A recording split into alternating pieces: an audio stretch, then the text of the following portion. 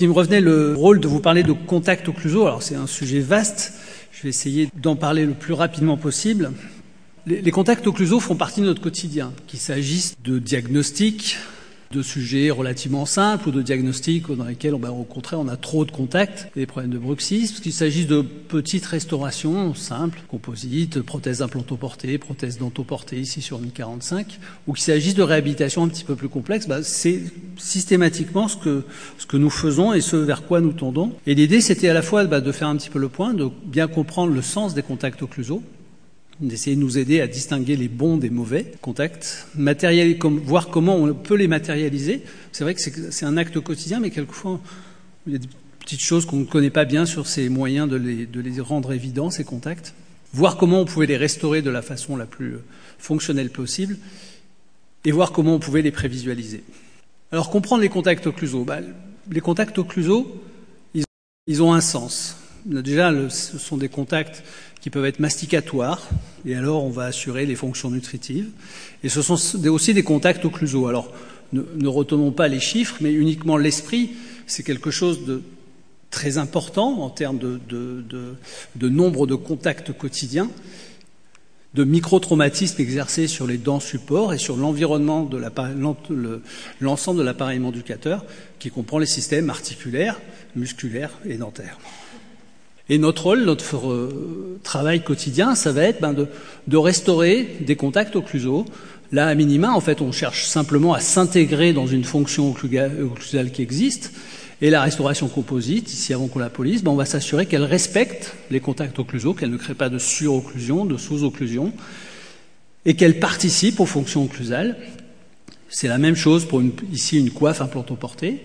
Et à chaque fois, l'objectif, ça sera d'assurer un calage dentaire le plus stable possible, mais aussi d'assurer, par une répartition homogène et la mieux répartie possible, le calage de la mandibule elle-même. L'objectif, c'est de répartir les contraintes et d'éviter la surcharge.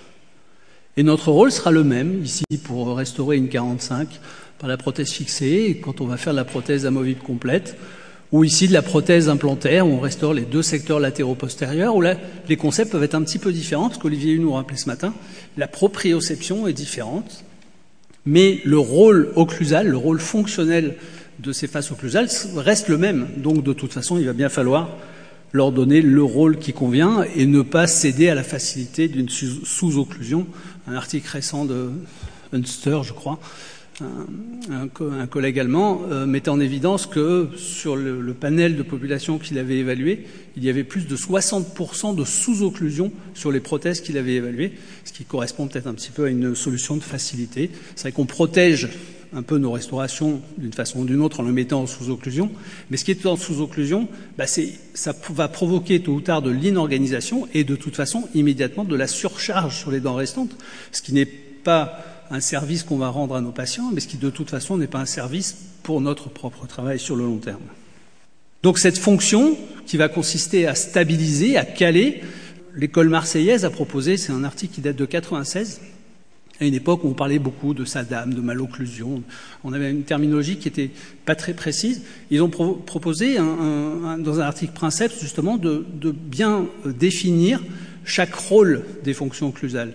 Et le premier rôle, c'est une fonction de stabilisation, de calage à la fois de chaque dent contre son et ses antagonistes, de calage de chaque dent contre ses antagonistes, quand on est en classe 1, en occlusion, une dent sur deux dents, mais aussi de calage de l'ensemble de la mandibule contre le maxillaire, et ça intéresse la totalité des dents cuspidées.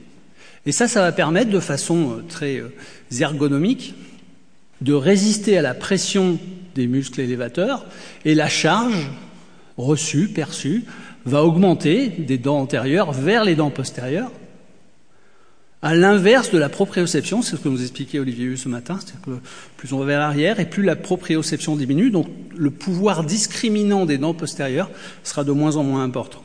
Donc il faut se souvenir concernant cette fonction de calage, c'est dans nos modèles théoriques, ce qu'on a appris à l'école, ce qu'on peut voir dans certains livres, montre qu'il y aurait 52 contacts occlusaux postérieurs sur les dents cuspidées. Et puis si on fait une étude sur des sujets sains, la physiologie, ça c'est le modèle théorique, une sorte d'idéal qui nous sert de repère et de moyen éventuellement d'objectif de restauration. En fait, la physiologie, la réalité, c'est juste 18 contacts occlusaux postérieurs. Donc, il faudra essayer de tendre vers le modèle théorique, mais aussi ne pas perdre de vue que la physiologie, la santé bucco-dentaire,